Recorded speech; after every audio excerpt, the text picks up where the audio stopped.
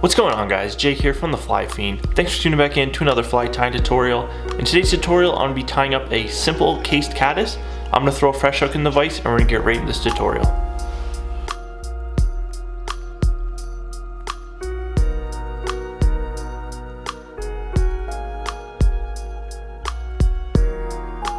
The hook I'm tying this fly on is a Firehole Sticks 523. This is their new 3XL jig hook. Very pleased with this hook. I really like this hook for this type of fly since case caddises are usually a little bit longer. This 3XL is, in my opinion, probably the best hook to tie it on. The bead we have on there is just a 3mm slotted tungsten bead in gold. You can choose whatever color you like. I primarily tie them in gold and black nickel just to match the body a little bit. The thread I'm going to be using is UTC 7 denier in black. And I'm going to start my thread right behind that bead, just securing it down to that hook eye. And I'm just going to dress this hook shank, and I'm going to bring my thread back up, leaving a little gap behind that, that hook bead there. I'm going to tie in my caddis part, and I'm going to be using some micro ultra chenille. This is just in fluorescent chartreuse, and I'm just going to put that in right behind where I left that little space.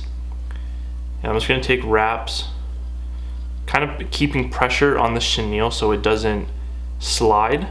It helps to throw down a thread base first, just so it doesn't slip off that shank. So I'm just going to come back and I'm going to try to smooth this out as best as possible, trying to lay down all these little fuzzy fibers.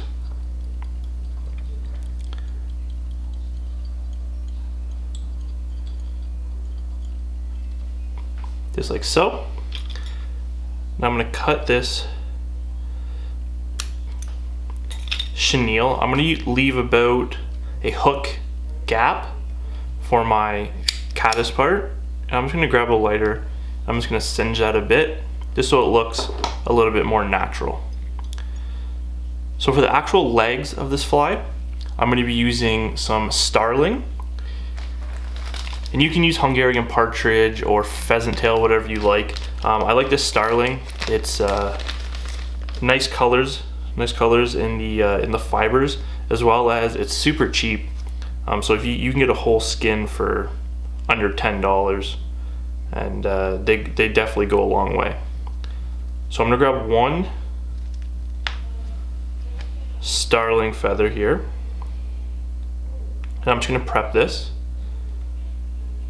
Starling's also really good if you tie smaller soft hackles. You could tie down to a size 18 soft hackle with starling. So I'm just going to prep this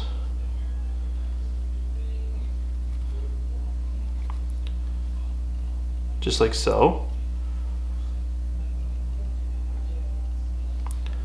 Now I'm going to grab my hackle pliers.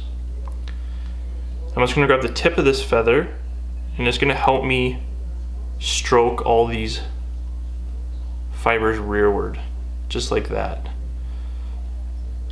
So right where my hackle pliers are holding it on, I can, nice little anchor point to tie it in. And usually I would actually cut that into a little triangle, but with this, I'm just going to take a couple wraps. I'm just going to bring that right up. That's just going to help with that body.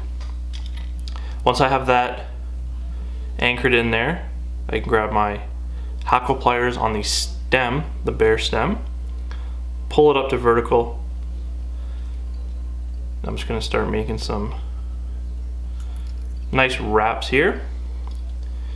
Usually get about two or three wraps is all you need.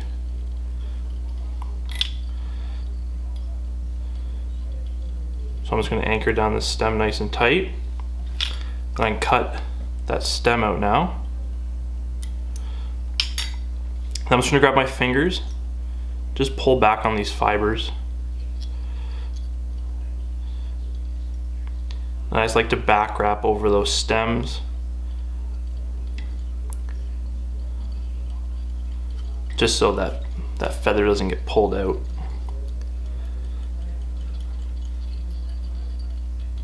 So right now I'm just kind of smoothing out this body here, just like so. Next we're going to be tying in our rib, and for a rib I'm going to be using some UTC Ultra Wire. This is just in black and it's in the brassy size.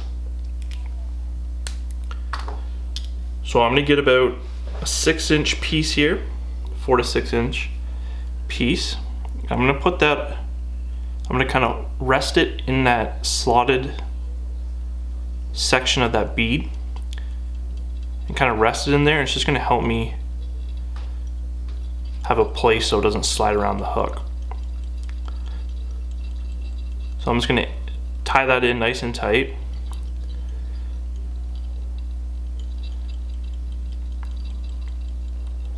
And just clean that up. So now for the body part, I'm going to be using natural pheasant tail. And depending on how long your pheasant tails are, this could be a little bit tricky and you have to tie 2 lengths in. So for this size 14, I usually tie in 2. So what I'm going to do is I'm going to get about 6 pheasant tail fibers from the stem.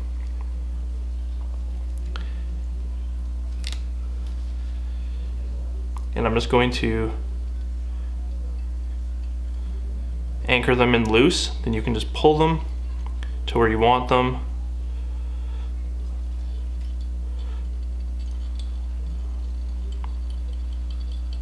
And I like to stop my thread probably a good bead's length back, just so I have room to tie it off. So I'm just going to start making wraps here with this pheasant tail.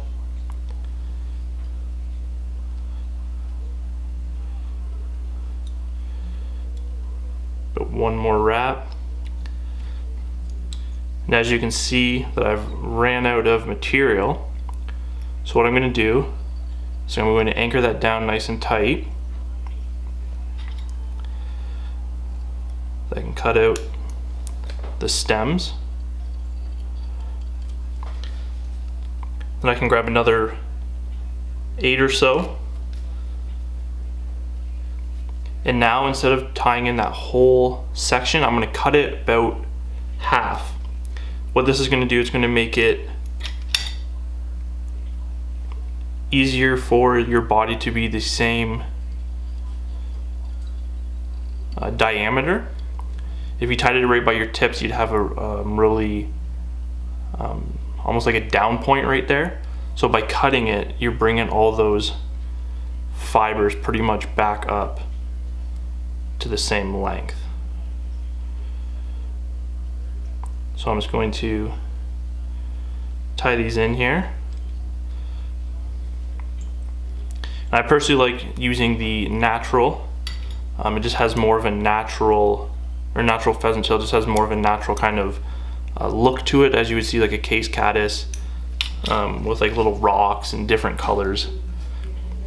Now I'm just going to grab my wire. I'm going to counter rib this whole body, and it's just going to add some really nice durability to those pheasant tails so they last a couple fish. So once I get up to the back of that bead there, I can capture that. I can make a couple nice smoothing wraps that I can throw in my 4 or 5 turn whip finish. And you should have a nice smooth body all the way up. I'm just going to add a little bit of flow. I'm going to put a little bit of flow right in this head here, just over those wraps, just so they don't get pulled out. So it's a super simple fly. tying 2 pheasant tails in. It does take a little bit of work. You won't get it perfect every time, but the fish don't care. It's a super effective little fly. I like this 3XL jig hook from Firehole. It really seals the deal when tying these case caddises. I just like the jig for Euro nymphing, just so I know when a fish has it, no matter where I'm setting the hook, I know it's gonna flip and get it in the top of the mouth. So I hope you liked today's tutorial, guys. If you did, give it a thumbs up. If you have any questions about the fly or any of the materials or anything like that, just drop that down in the comment section below and I'll do my best to answer them. You can find all these materials on my website at theflyfiend.com. Thanks a lot again for watching, guys, and we'll catch you in the next tutorial.